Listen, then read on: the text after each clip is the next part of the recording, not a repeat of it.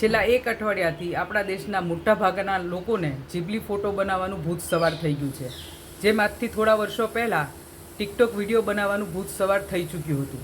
સરકાર દ્વારા સતત કહેવામાં આવે છે કે આપણા પર્સનલ ડેટા ક્યારેય કોઈની સાથે શેર ન કરવા જોઈએ. તે છતાં લોકો પોતાના પર્સનલ ફોટા એઆઈ સાથે શેર કરી રહ્યા છે. હવે આગળ જતાં આ ફોટોનો ઉપયોગ કઈ રીતે થશે એ કોઈ નથી જાણતું. તે છતાં લોકો ગાડરિયા પ્રવાહની જેમ પોતાના ફોટા સોશિયલ સાઇટ પર મૂકી રહ્યા છે. આવા લોકોને ફક્ત હું એટલું જ કહેવા માંગીશ કે આગળ જતાં આવા ઘણા બધા ટ્રેન્ડ આવશે, ઘણી બધી નવી ટેકનોલોજી આવશે અને તમારું ધ્યાન ભટકાવશે.